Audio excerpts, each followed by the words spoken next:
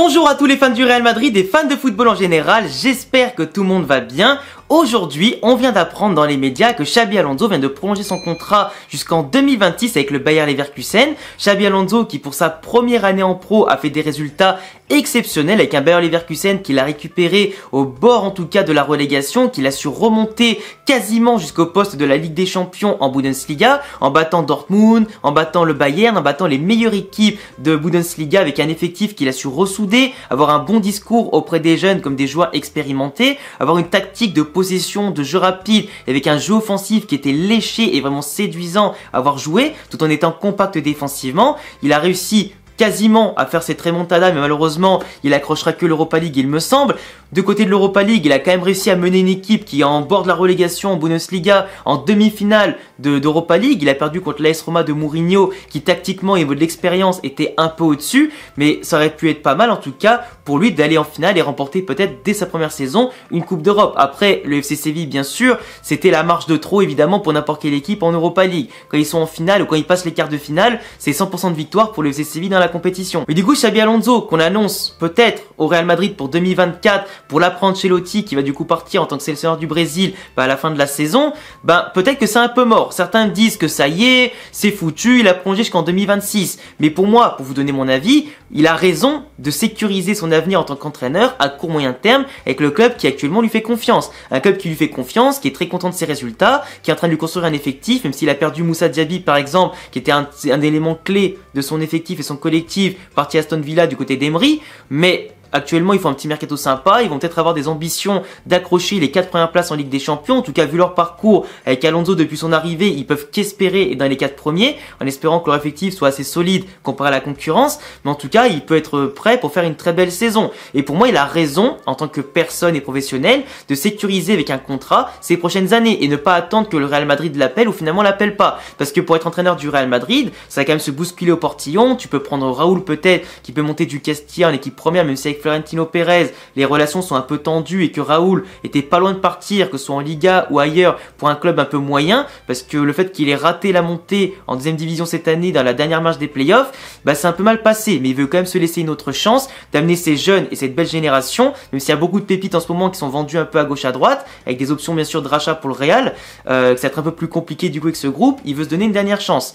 On parle aussi pourquoi pas d'Arbeloa qui actuellement fait énormément de bien au Real Madrid avec les U19, il a remporté tous les trophées possibles, Liga, Copa del Rey, Coupe des champions de Liga des différents groupes de Liga, vu que c'est séparé en plusieurs groupes au niveau U19, il a été très loin en Youth League, actuellement Arbeloa, et il est vu comme le meilleur entraîneur des équipes de jeunes qu'on a vu depuis extrêmement longtemps au Real Madrid. Mieux que Raúl, mieux que Zidane à l'époque qui a fait pas forcément des bons résultats au Castilla, même mieux qu'Alberto Toril qui à l'époque en deuxième division, avec les Morata, Ressé, Nacho, Vasquez, Rosselló, tout ça, avait fini 8ème de deuxième division. Toril en ce moment qui me semble qui entraîne l'équipe féminine du Real Madrid, mais en gros Arbeloa ça te montre quand même son level. On le critiquait pas mal parce que voilà, techniquement sur le terrain il était un peu dépassé, un peu limite, mais à Liverpool et au Real Madrid c'était quand même, aussi avec la sélection espagnole, un très bon joueur. Et globalement il a été très intelligent et il montre qu'avec les jeunes il a le discours, il a la poigne et surtout la capacité de créer un football offensif et flamboyant. Et c'est possible que Arbeloa prenne la relève de Raúl d'ici peu, si Raúl échoue encore une fois à monter en D2,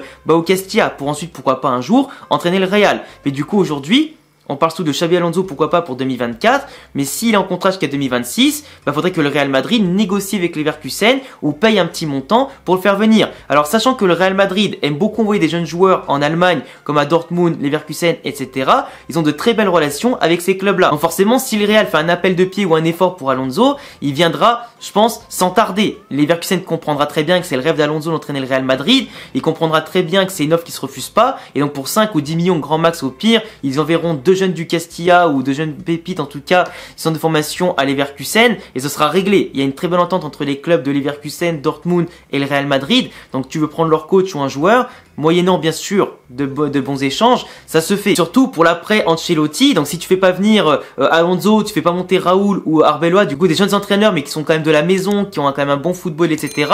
Même si Raúl, je serais pas trop d'accord pour l'instant parce que même s'il est très bon et que c'est l'enfant prodige de la maison, un grand joueur, une légende du club, en termes défensifs, il a beaucoup de lacunes, en termes tactiques aussi. Là où Arbeloa, par contre, tu vois, je le trouve beaucoup plus intéressant et beaucoup plus complet tactiquement, offensivement et défensivement. Raúl, c'est beaucoup de lacunes où son équipe, par manque des fois d'expérience, de vice avec des joueurs entre 18 et 23 ans qui affrontent tous les week-ends des mecs entre 25 et 30 et quelques années. Donc la différence d'âge joue beaucoup et d'expérience et de vice aussi.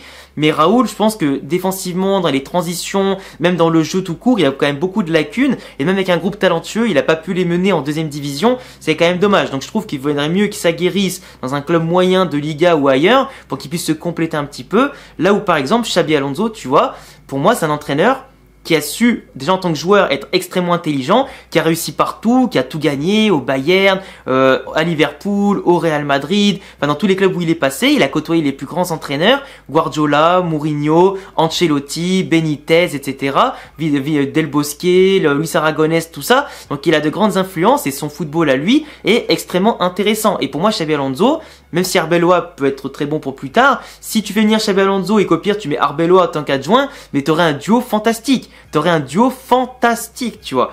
Et surtout, ben, il apporterait peut-être cette pépite, cette expérience, cette jeunesse, ce côté flamboyant qui nous manque actuellement, cette cohérence de jeu dont on aurait besoin. Et avoir Xabi Alonso, à l'instar de Xavi au Barça par exemple, bah, tu pourrais miser sur le moyen long terme avec un coach. Même si dans le football tout va très vite et il suffit d'une saison blanche ou décevante pour dégager d'un grand club, si le Real est moyen, même s'ils n'ont pas fait de cadeaux par exemple à Solari et Lopetegui qui à mon sens sont d'excellents coachs mais ils ont beaucoup manqué de temps et surtout d'un effectif intéressant pour ressortir tout ça. Ils n'ont pas bénéficié aussi de toute la confiance qu'il fallait et surtout d'un mercato ambitieux pour résister un maximum. Même Zizou, quand il avait repris l'équipe tout de suite, c'était une catastrophe avant qu'il y ait quelques modifications et qu'ensuite les jeunes explosent un peu plus avec plus de temps et qui remportent la Liga en 2020. Mais 2018-2019, c'est une saison catastrophique pour les trois coachs, Zizou, Solari et Lopetegui. Manquait du temps et un effectif. Mais là, pour Xabi Alonso, si tu le prends, ce serait bien qu'un jour au Real Madrid, on a un coach qui reste 3, 4, 5, 6 années, tu vois. Et pas seulement 2-3 ans où tu es obligé de tout revoir, changer tout l'effectif, repartir quasiment de zéro, changer de cycle, etc. Ça c'est chiant. Donc du coup, si le Real Madrid veut Xabi Alonso en 2024 ou pourquoi pas 2025 ou 2026, que le Real Madrid c'est pas un petit club où tu vas te permettre de perdre des saisons avec des mecs qui font de l'intérim. On n'est pas un petit club ici. Si tu viens, c'est pour gagner des titres dès la première année. Donc globalement, et en plus si tu gagnes, t'as aucune raison d'après d'être viré quoi. C'est très rare que ça arrive. Donc globalement, on va pas faire venir des Nagelsmann, des Klopp, etc. Des entraîneurs qui n'ont pas forcément peut-être le profil pour certains, qui vont peut-être pas matcher avec le vestiaire, qui ont peut-être plus l'âge requis pour certains, ou quoi. Parce que Nagelsmann aussi, il a pas l'attitude, il est un peu arrogant sur les bords. Donc je suis pas sûr que Nagelsmann au Real, mais si on a eu des Mourinho par exemple, que ça puisse passer avec certains du vestiaire. Klopp, ce serait intéressant, et en plus lui il reste souvent à long terme dans ses clubs comme à Dortmund et Liverpool, donc pourquoi pas. Mais si t'as Klopp, ça veut dire que Xabi Alonso tu l'auras pas avant extrêmement longtemps. Si ça réussit, hein. Si ça réussit pas, il partirait tout de suite. Mais globalement, je penserais plus à soit faire les efforts pour Xabi Alonso, mais actuellement, et là je suis pas trop d'accord, les gens parlent de Zinedine Zidane encore une fois. Et moi, pour moi, je vous dis clairement, je suis pas un mec ingrat. J'aime énormément Zinedine Zidane en tant que joueur et entraîneur. Il a fait énormément de choses. Mais Zidane, c'est quasiment le même management, même gestion de vestiaire, tout ce que tu veux, et même niveau tactique, etc., que Carlo Ancelotti. Les mecs, c'est pas les mecs les plus méritocrates que tu peux voir au monde. T'as des mecs qui vont se donner à l'entraînement, qui vont faire ce que tu veux. Eux, c'est des mecs conservateurs, qui vont toujours faire confiance aux mêmes, qui vont très vite limiter leur effectif et accorder leur confiance que vraiment aux mecs qui sont ultra performants. Ce qui d'un côté est normal, mais quand t'as un effectif pour les rotations, le problème c'est que ce manque de confiance, tu le transmets à des mecs qui finalement ne la regagneront jamais, qui n'auront plus le rythme, qui feront plus assez les efforts pour se transcender. Et pour moi, Zidane, oui, il a eu des Ligues des Champions, il a eu des succès, des Ligas, tout ça. Ancelotti a eu les Copa del Rey, les Ligues des Champions, etc. Mais globalement, à la fin, l'effectif, sur 2-3 ans, il avance plus. Et Zidane, on le voit, au bout de 1 an, 2 ans, 3 ans, le mec, il en a marre. Donc prendre un coach pour avoir juste 2-3 ans de bien et partir, c'est chiant. Faut tout reconstruire après derrière. Donc pour moi, Zidane, j'ai adoré ce qu'il a fait, mais à des moments, faut savoir dire stop. T'as eu un premier mandat qui sera jamais égalé dans l'histoire du football en termes de Ligue des Champions. Un deuxième mandat contrasté avec bien sûr pas de Ligue des Champions. C'est Ancelotti qui la prend l'année suivante, mais avec quand même de très belles perfs, avec l'équipe qu'il a récupérée, qu'il a su reconstruire. Mais au moins des Ligas. Mais globalement, aujourd'hui, Zidane, ce serait un retour en arrière de le récupérer. Sur tous les levels. Et pour moi, ce qui est important, quand t'as un bel effectif comme celui-ci, même s'il aimerait entraîner Mbappé, Camavinga, Tchouaméni, prendre en selle tous ces jeunes incroyables pour les faire grandir, tout ça, parce qu'il aurait le discours Zizou, il a l'expérience et tout ça, mais tactiquement Zizou, il est très limité sur beaucoup de points.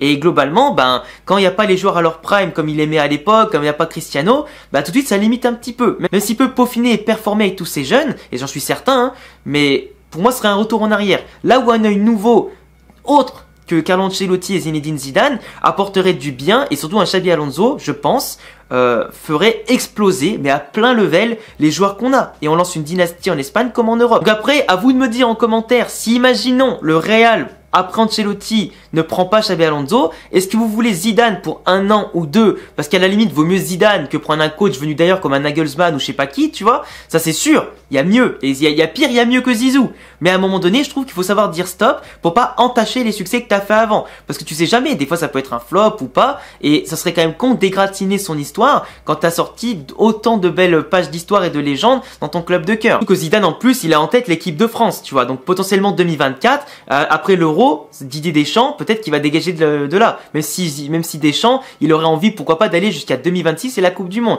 Mais Zizou, il reste quand même dans un coin en attendant l'équipe de France. Enfin bref, dites-moi ce que vous en pensez pour la prendre Ancelotti, ce que vous voulez Nagelsmann, Klopp, Arbeloa, Raoul, Xabi Alonso, etc. Dites-moi ce que vous en pensez en commentaire. Et puis abonnez-vous, cochez la cloche, le petit pouce bleu, mes réseaux en description. Et à bientôt les gars pour une prochaine vidéo. Ciao!